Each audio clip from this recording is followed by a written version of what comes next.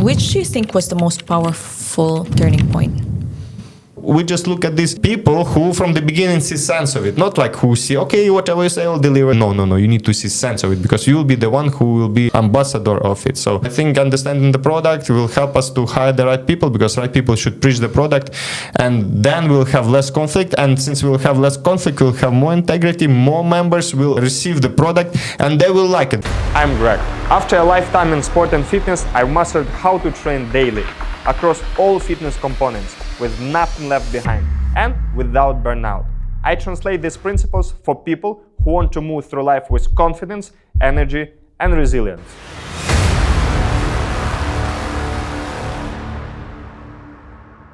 At Youskilled, we take the best from many fitness and sports discipline. We train you to be capable for anything.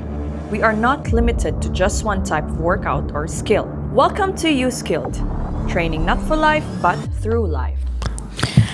Every lesson, every challenge, and yes, every mistake, they didn't break us, they built us. Today, let's look back at the experiences that shaped not just our training system, but Youskilled itself. Greg, can you recall times when our approach caused injuries or setbacks for clients? I would not say still our approach, because it was a long time ago. Our training those time, I would call it, because approach is something which is evolved till now. I would call it our approach. It's the product of 2024, 2025. Before it was more like a training style and stuff. So yeah, it was 2020. It's one of the most injury friendly year for us. Why? Because 4 to 5 members got injuries. And of course, obviously, it's because of us, because of me. Yeah, because of me, because the intensity and exercise selection was chosen wrong, and it caused to, and even the reading of situation, it was wrong, and it caused to some pretty severe injuries. Even I think, reading of the client's potential as well. Reading potential, reading the situation of the day, reading the environment. So it was wrong due to multiple factors: lack of experience, over confidence. But yeah, that's 2020. After that, it was pretty much we've been learning a lot through those days. And I think after those days, we never have any such injuries, right? What did those moments teach us about balancing load and intensity? It teaches us that no need to carry over what you just learn in the course or in the books, or just being excited. So in the or even you try it on yourself. Instagram, even try it on yourself to transfer to the members. Because again, your body and the body of athletes which we see in the courses, it's different than the body of normal businessmen who are trying to sometimes just have very realistic and simple body composition goals. And you apply on him certain athletic drills, which is not only he's not ready for, it just doesn't have any benefits towards his goal. So it's teachers no need to take the knowledge what you got as a blueprint and put it on the day-to-day people. Exactly. How did they change the way we define progress today? In majority of the trainees, progress is pure body composition, I believe. For us, we learned that there are so much more things behind of that, or on top of that. On top. Yeah, so much more, I think, important. For example, for us, the progress become not how well you look. You will look well, regardless if you follow everything correct. But how efficiently you can keep going. How not about how far you can keep going, how efficiently you keep going. For example, if you be able to move from exercise to exercise without losing the quality and maintain certain intensity and do it for a certain period of time, we start to define fitness in this way, because we see That's that progress for us. that's a progress path for us, because we see this as a combination of all of, like, you need to be already having pretty much all the foundation in order to go there. So if we see someone who is able to train this way, we define him as a person fit. If we see someone maybe... And it's a success for us, I think. Success. When we see someone maybe very strong but lacking of endurance, or very lacking of strength, or like, so there are something which is dropping out, then we understand this person still need to work towards getting those altitude. Some clients came in expecting a specific kind of result, and we didn't deliver. What are examples for that? You know that majority of, let's say, mindset of people, right, when they come in, oh, I have a goal, I want to tone here, I want to, for example, be smaller, be bigger, look whatever, get abs, or, you know, have, let's say, better glutes and stuff like that. And we didn't deliver because our system is like very, I think it evolved to a very different like system, right? So, like, what are your examples of this? Yeah, usually it was failure regarding the bodybuilding goals, because, you know, the muscle hypertrophy and the whole focus on hypertrophy, it's just require a completely different mind and completely different approach to entering the gym environment. So that's the difference we had between our view at the training and the viewpoint of the member. Yeah. So we understand, for us, in order to train in the way, as we discussed before, with certain intensity, without breaks, and for a long period of time, it's literally daily training. It's not that intense, but literally daily. This type of training doesn't grow muscle mass on a large scale, because it's basically lots of work. And since full body every day, the muscle will not be able fully recover, because again you load it just through different parameters, but again you load it. You develop completely different qualities: muscular endurance, resilience, joints resilience, body coordination, and everything. Muscle grows as a side effect, but not as a direct as a direct goal. So if you have direct idea of growing muscle, then you just live and breathe and move in the way that should grow muscle. So slow eccentrics, more rest, overloads, extra food, different supplements. This is the way. And the problem here, regardless of the supplements, regardless of the food, you will reach your potential. So you will be tempted to try something harder, some enhancements, boosters, let's call this way, right? And then, of course, you'll push to the next level. You'll be wow person, like people will turn their head around you. If you'll be training in our way, nobody will turn heads, because you'll be looking pretty much normal. No, also pretty much odd, right? Like if you, let's say, focus on the aesthetic kind of look that doesn't perceive as naturally, you know, built. When you come to our place, it's like odd. I think so. In our place, in the big majority, gym, it's standard. Yes, I know.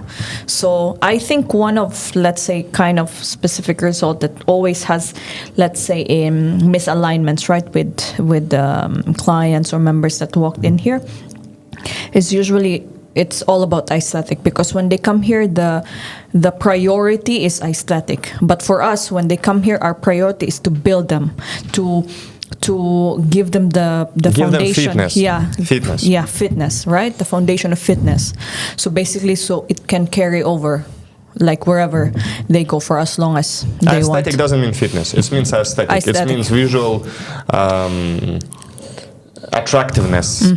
We're not talking about. That's the. It's not the same. Obviously, probably you're healthy when you have lower body fat percentage and everything, but it doesn't mean you capable. It's just a little bit different. How many times we've seen with you people who look really good, incapable? So yeah, we have different goals. So much.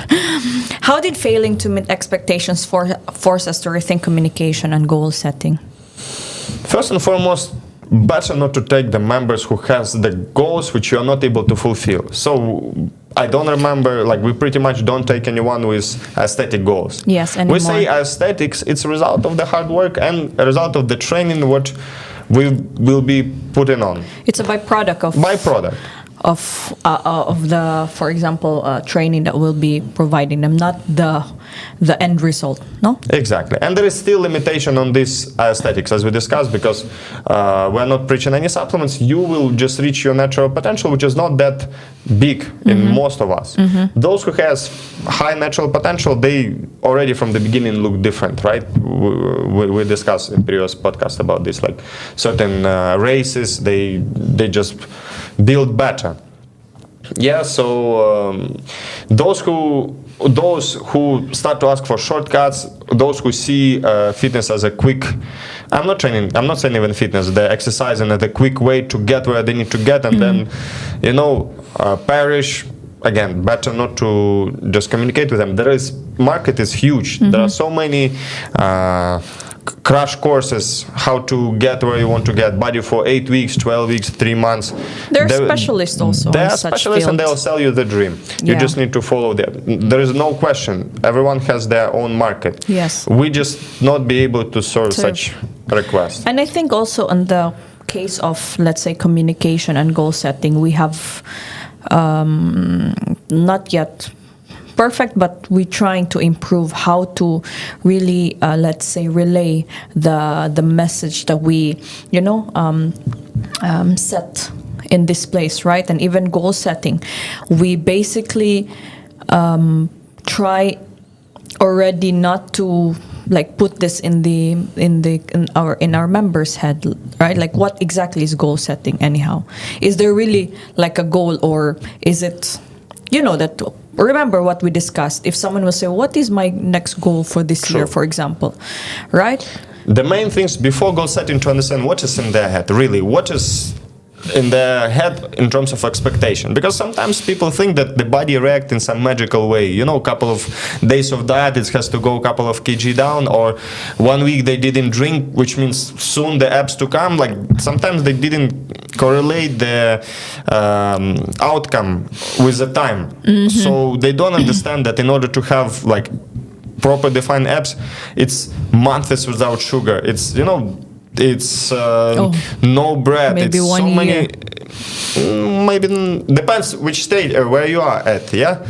So, but in fact, if you eat sweets, if you have jam and everything, abs won't be visible. So the sacrifice of having abs, it's not having such food.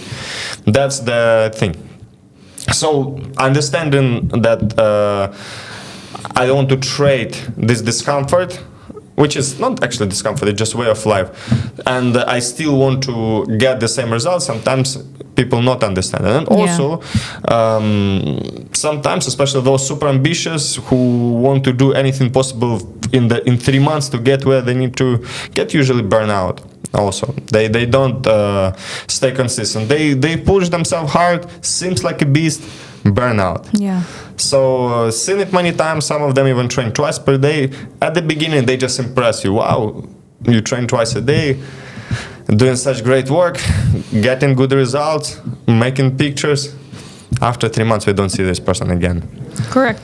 And like at the same time, with communication, right, and goal setting towards our members, we are still trying really to, let's say, figure out a way that best for them to let's say understand like our message, because sometimes the outside influence or the outside market is so very different than what we are thinking already in-house. Exactly. It's not always success. It was, as you know, many times we have first consultation and we just say, sorry, we won't be able to help you. Why? Because the whole way of looking at the fitness, we have big difference between your vision and what we are providing. Let's not about waste each other time. Let's not we can be friends, but not as the member provider. So better for you. It's better that way also. Better for you, because then there will be lots of...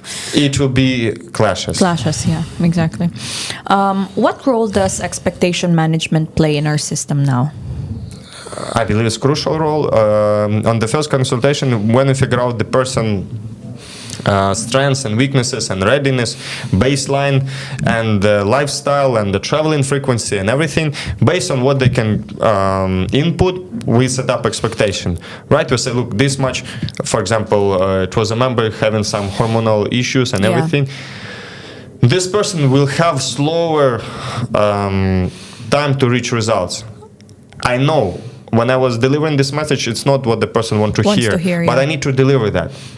Because we had a couple of members who had hormonal issue and they completely discouraged of the slow progress. But it's like that. The metabolism, the exchange of energy, it's different. It's slower due to different factors and different sensitivity of the cells. So better to pronounce it. And better to also train your brain that become fitter. The aesthetic goal, yes, it will take longer, but you will reach there eventually. But it's important to not give up on the journey. So better to say it in the beginning. If the person completely denies it, we will have troubles. Why we need to now make a contract? They will question us like, there's something wrong. For example, there's something wrong with the way I train. They will start to question everything, basically. Everything question, and question your expertise and everything else. So then you need to, again, this endless talks, it will lead back to and nowhere. Forth and all. Yeah, exactly. Sometimes the issue also wasn't about the training. Sometimes it's all about personality, right? True. Do you remember times we just didn't connect with members, clients? Many times. So many times. You know, my personality is pretty straightforward, and not everyone is accepting it, which is fine. From one side, it's bad towards our business. Why? Because lots of people didn't stick to us, right? But from one side, it's good because very good people stick to us. So we've been able to connect with some of the members on much deeper level. Yes. And at the same time, with so many people, we didn't find the silver line. It's fine. It's okay. We have one life, and being authentic, it's very important, for example, to me, and I hopefully to our company and to everyone. To our culture. Our culture, to everyone being here. So if you are authentic, then you will attract the people who like you. Who's also authentic, Who like you. So people like us do things like this. Like us, yeah. So like this. It was, I remember we had one clash with one of the members 4 years ago, and he said, I had more trainers than you had clients. And it was we had issue between logic of the exercise sequence, and this was his argument. I was like, okay, that's something new for me. The good point. But in fact, he was trying to say that he also pretty much experienced and he knows what he was doing, which is fine. The moment we start, there's nothing wrong. I think for both sides there was no right and wrong here, right? It's just about. It was situation that sensitive. It's also about aligning, really. With mindset, with values and everything else. So the question is, because he's, for example, the person is your customer, shall you completely align for him because you need him as a customer? Or you need to try still, if you believe what you're doing, to deliver your mindset. I always on the second one. I need to deliver my mindset because authenticity, it's a number one for me. So because there are lots of members, there are lots of viewpoints, there are lots of requests. Of course, if you keep spreading yourself around and not having your foundation, you will not know even what you're doing. You've been just serving requests.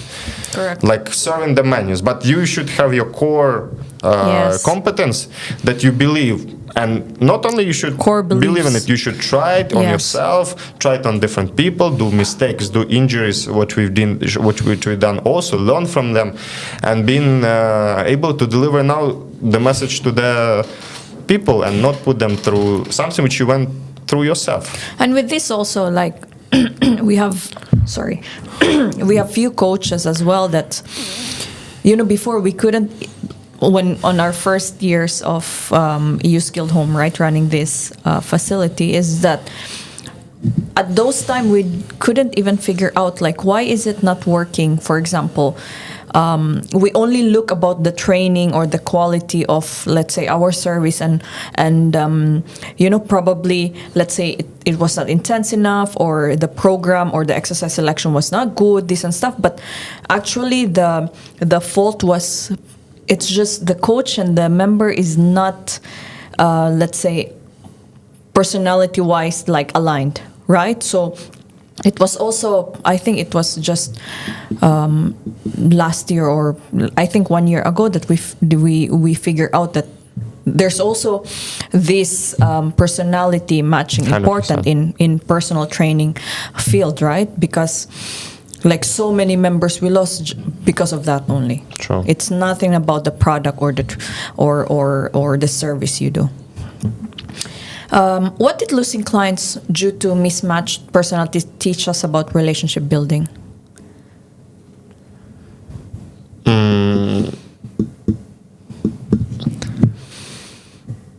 All right, I see it a little bit differently. So, as we discussed, you need to have your foundation, and you should not spread yourself thin, because there are thousands of requests, and you cannot be everywhere for somebody you stretching coach, for somebody you basketball coach, for somebody.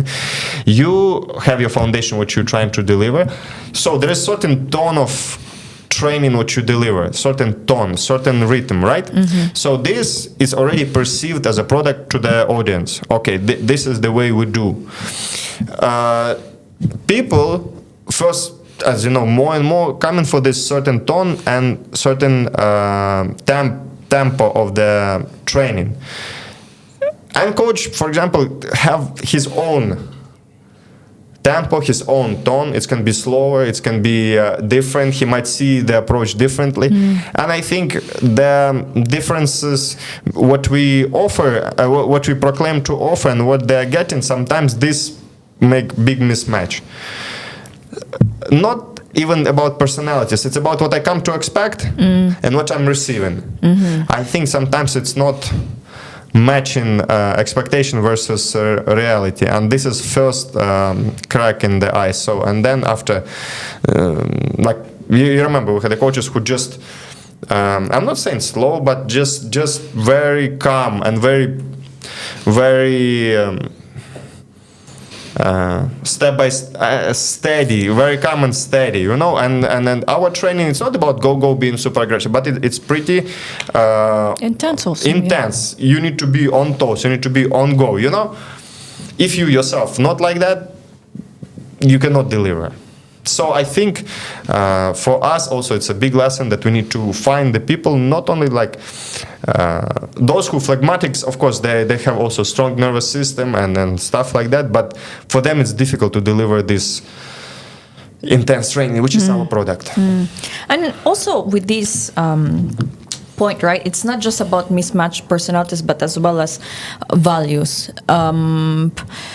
Like how many members we have, yes, we lost them. It's just the values are not the same, and it's better to, let's say, separate, to go in our separate ways, because we'll just have lots of, let's say, miscommunication, misunderstanding, all of this just because of this.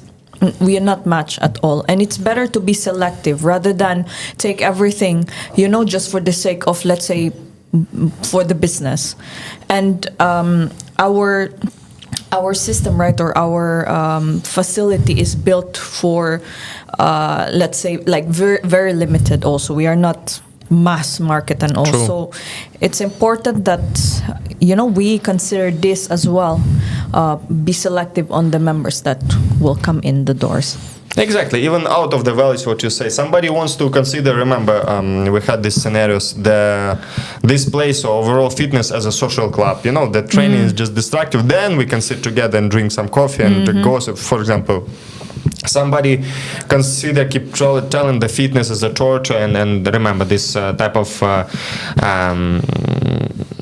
harassing the body by exercising, which is like, I hope we have less and less now, but before it was people who just crying out that they training, which is like anyway, that's a different story. So we're already not aligned here, and stuff like that. So sometimes you, in order to just to facilitate the member, you lose in your integrity. So why we are doing that? Good, yes. So of course, at certain time and place, you have to do that because you're trying to figure out, but it will be a time when you say, okay, enough is enough. But I will not be able to provide. But I will not provide you service. Yeah, and it's so important to have really just alignments, because to build relationship is very then quick, like very easy, you know, very easy moving forward, because there's really good exchange between you and let's say between us and the members, right? And if there's like, let's say, you know, misalignments, then there's so much, let's say, back and forth and conflicts, and will not do us all good. True. Basically. Easy answer for that. The person who using your product understand what the product you deliver, Respects the system. respect the system, and your goal is to deliver the product on the highest quality you can, and there will be mutual enjoyment from you that you delivering the product, from the person that he is receiving the product, and that's all. It's all, I think, all of this is always work in progress. Yeah. Like there's always, we need to always Meet like, halfway. Yeah, meet halfway, basically. True. Right? Feedback collection, improve. Okay, feedback again, and then improve. So we cannot say 100% that we are perfect. Like this is the product. We know that this. Meet halfway. They also, the members should give us half step forward. So Yes. we also, they adjust towards us also. Yes, correct. When did we realize values alignment is just as important as training knowledge? I believe we changed already by this time close to 20 trainers. So we, something like that. Okay, maybe 15 to 20. Like we've been dealing through a lot of professionals, right?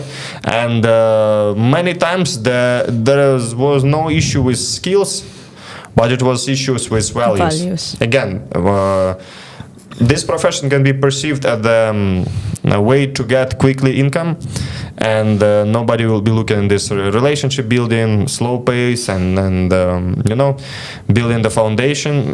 The people who comes here they want to make it, especially here in Dubai, and we see so many videos and everything how I made it and whatever. Online coach or whoever it is. So there is time and place for this mentality. It's just not part of us, right? So that's where we're not matching by values, because the person, especially those go-getters, they want to get it as right here, right now, right? Exactly. So nothing about let me build slowly, compound it for the later future. Yeah, there is very less self-reflection. There's just hustle, and it will be very good for them. They will get very good results due to the confidence and everything. But we just have different way of doing the things. We are farmers mostly, right? We plow. Yeah, we keep doing the things slowly. Yeah, slowly. Even not just about the trainers or the team that we have, right? Also about our members.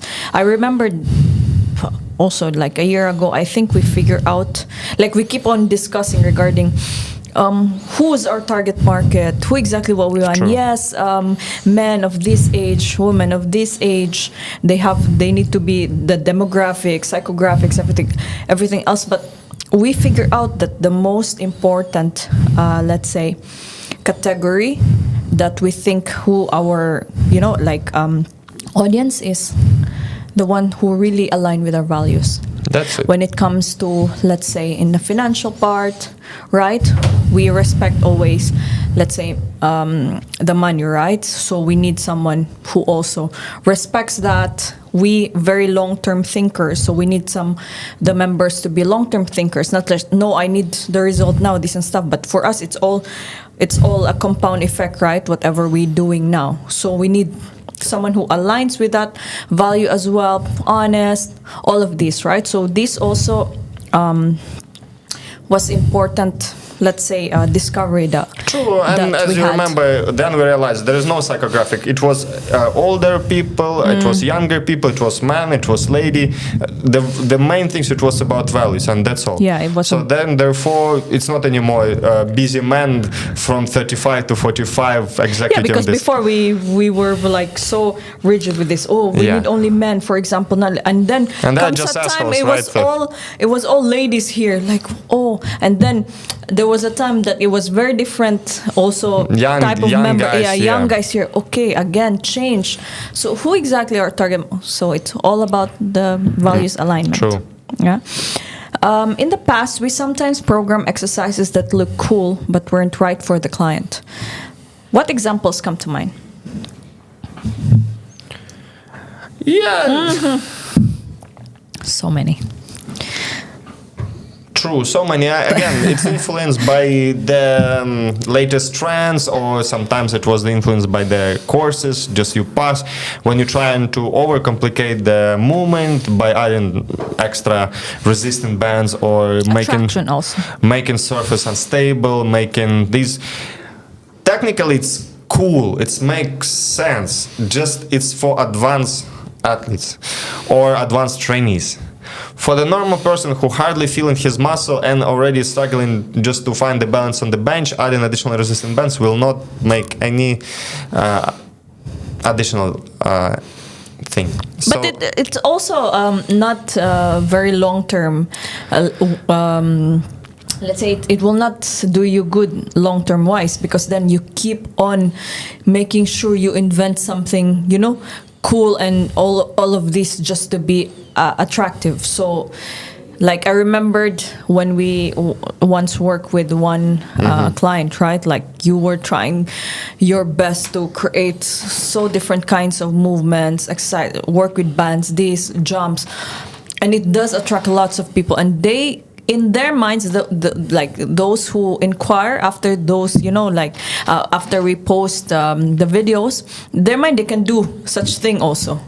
But in reality, no one can. No one can, and they don't need.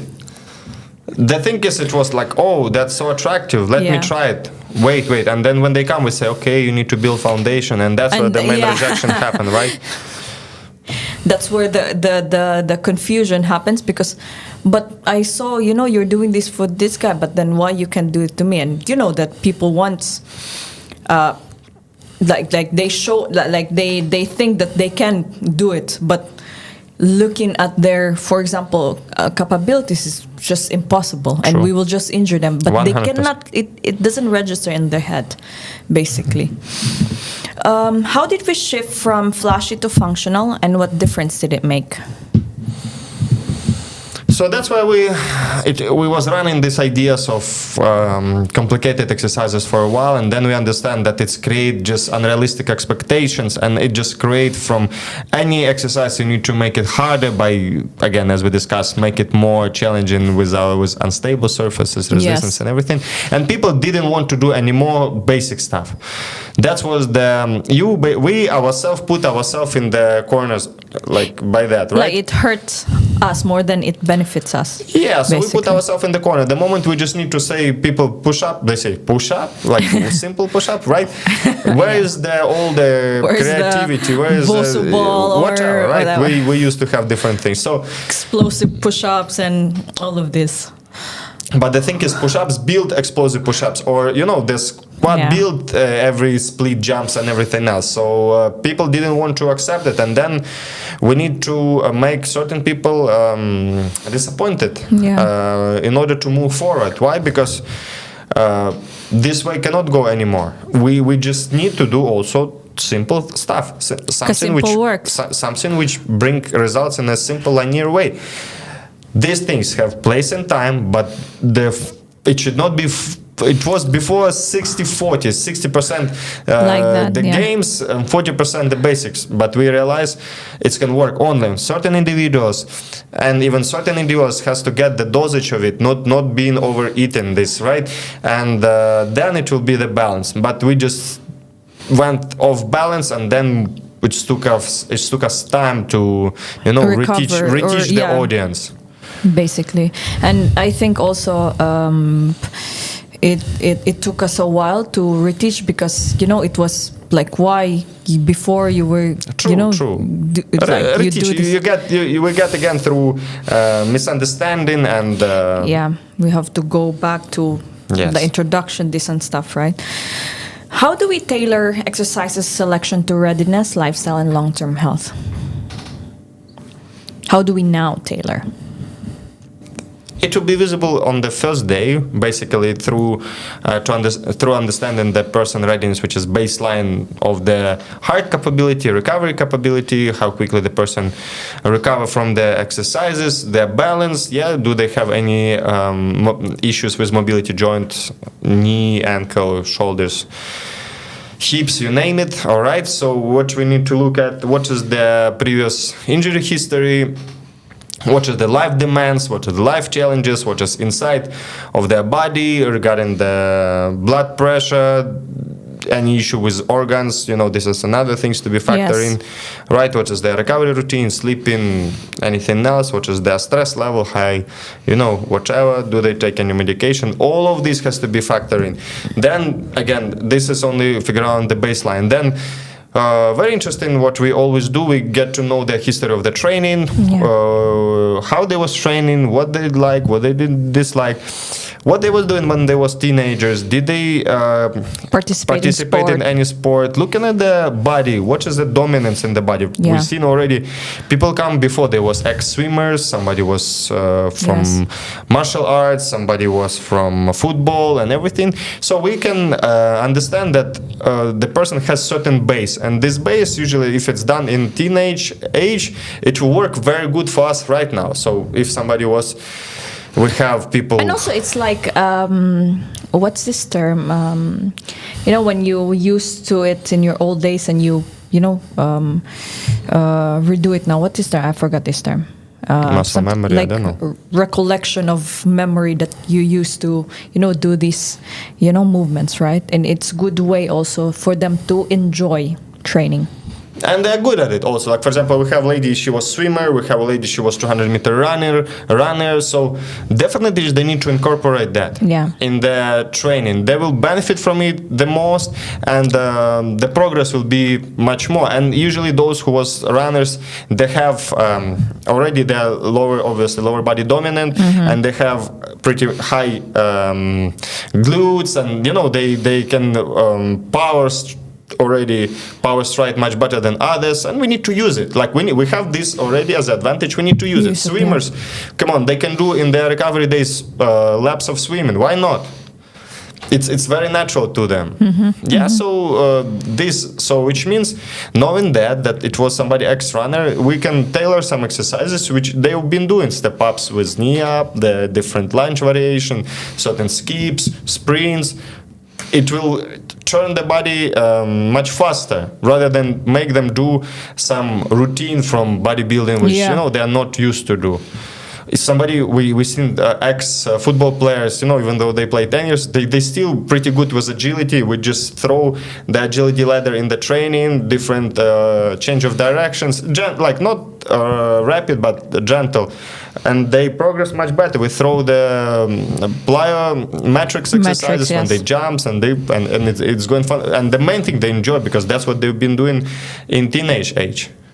Asking them to lift weight in slow, concentric, they deep inside not even resonating with that, Yeah. We also have some hiring mistakes, right? True. Can you share times when we brought in people who weren't the right fit? That also, the outcome of these mistakes is losing members as well, right?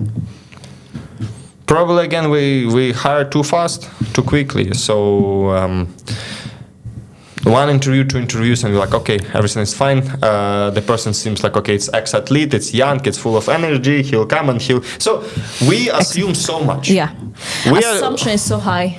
Assumption is so high, because you think if the person was ex-athlete and he has ample amount of energy, he's young, and he chooses the sport as his calling, wow, he'll come and crush it, you know. So more and more we see that it's not a rule. So the person might be ex-athlete, might be a champion, might be a well-recognized person, but that's all he achieved right there. In this life, as an adult, as a service provider, it's completely different. Yeah. So it's not about him anymore.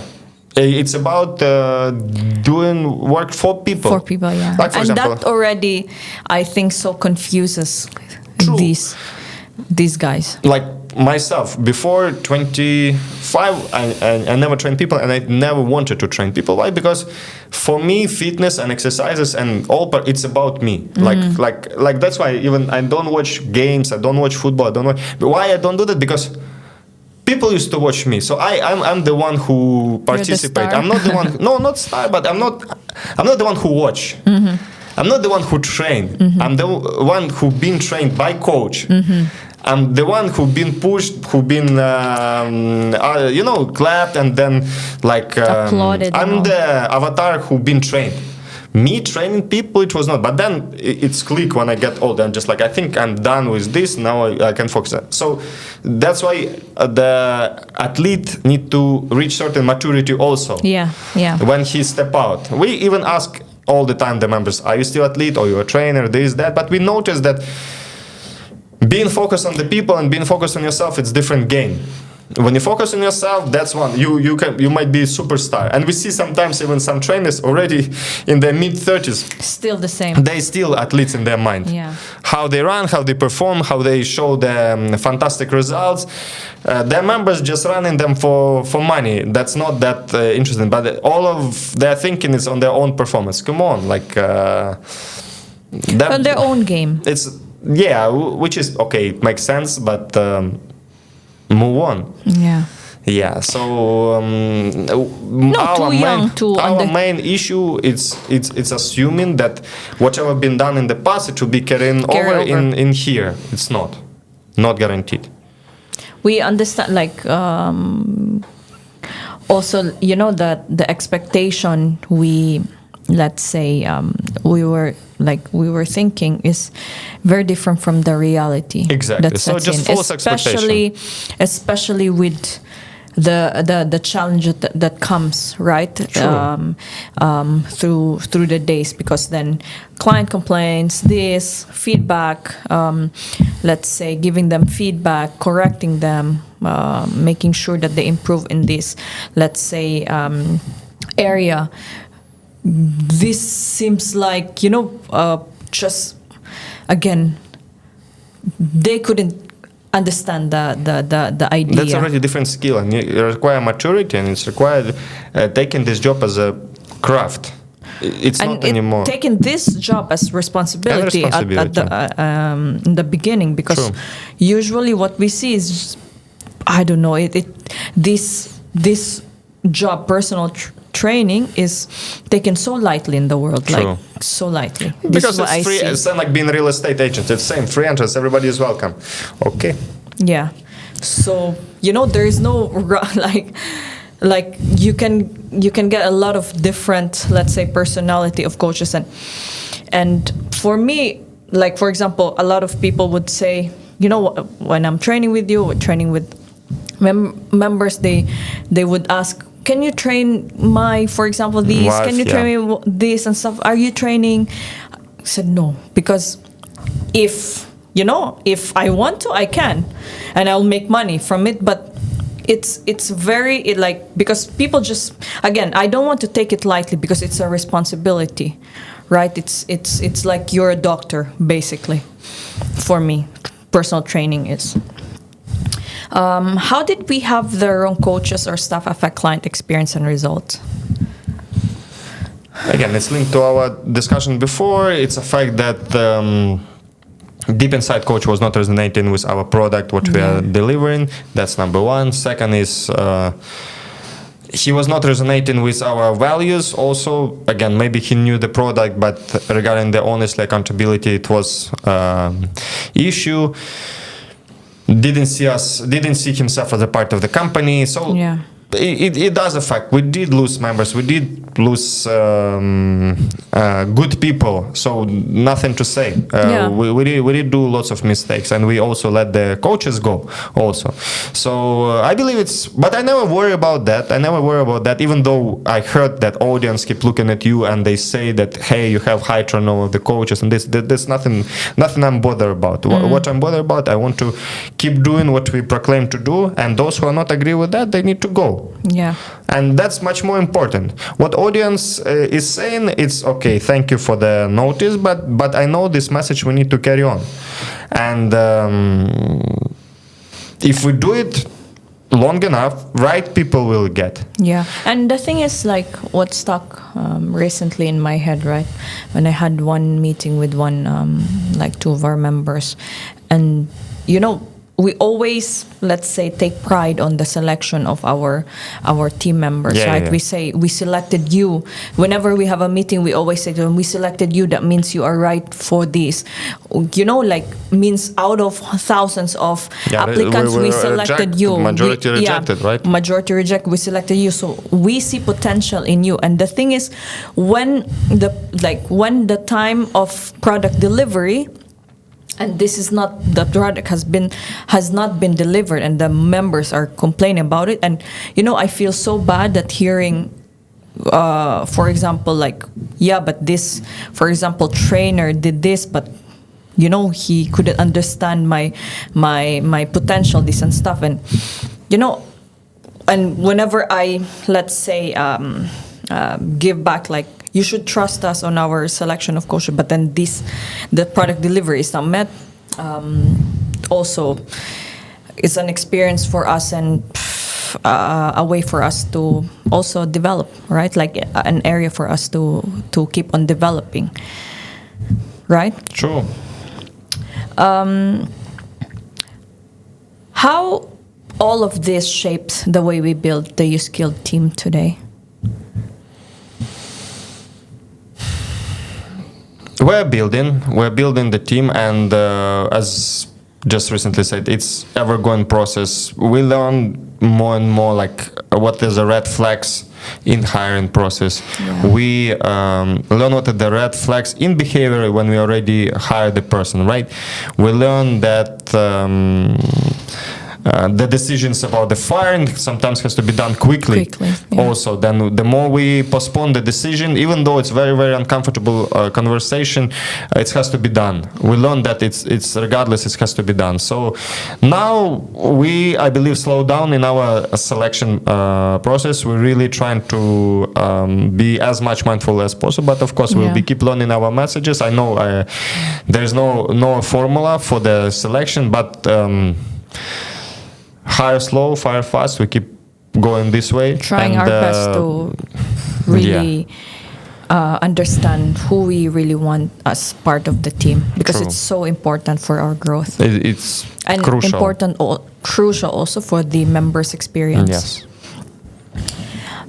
Looking at all these lessons, injuries, like clients we lost, hiring mistakes, all of these.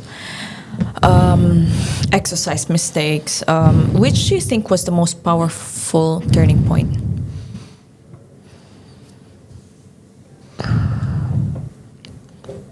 Probably previous year it's come up to the way that we need to train in the one way, and because everybody's every coach has different perspective. They are not wrong from their side, and the more we have scattered coaches, the more it will be scattered delivery, right?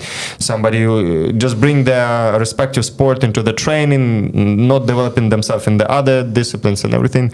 I think this is one of the turning point, that hey, this is the way we need to train, and everybody needs to deliver this way.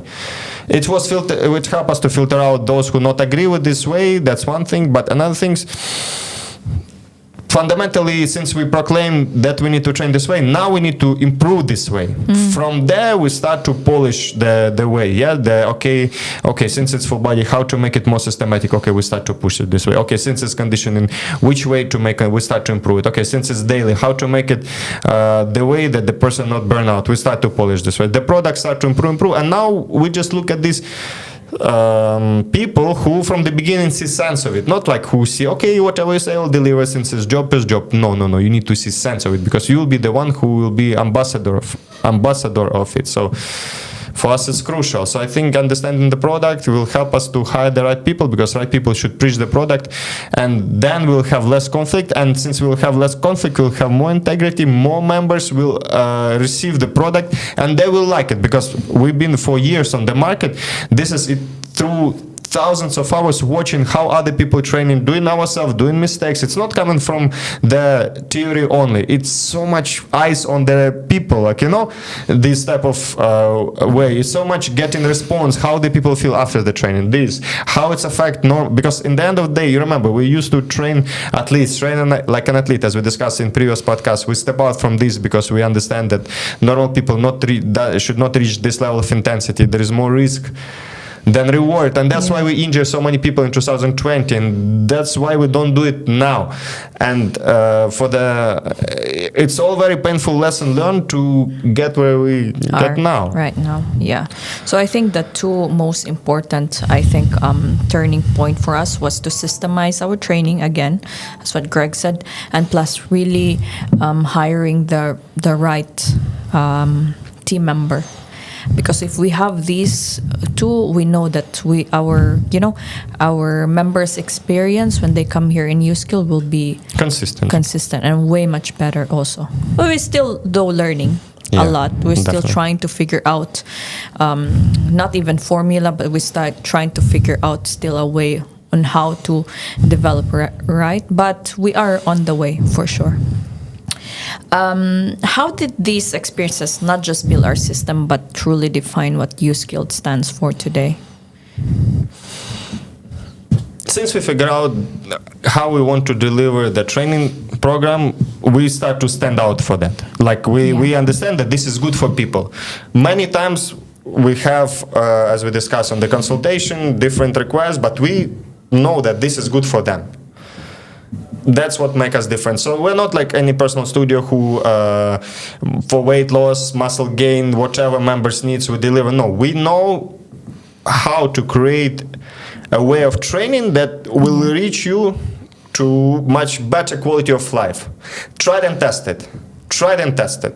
Now our goal is to preach it to you. Your goal is to receive it. Yeah. Try on yourself, see. I believe before it was not enough experiential practices that we can solidify our talk. Now there is so much experience. Now there is so much practical application on people that it makes sense. So there is full confidence to stand for it. Yeah, and we know that if we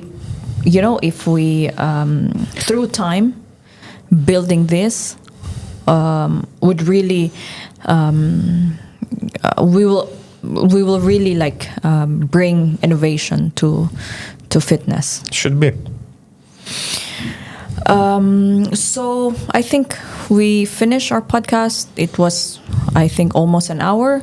Thank you guys for listening. Just remember, Youskilled wasn't created from a perfect plan. It was built from lessons, struggles, and mistakes that became our foundation. And Greg, that's what makes Youskilled more than just a training system. It's a living proof that every challenge can be shaped into strength. Thank you everyone for listening. Have a nice day ahead. Thank you. Bye-bye.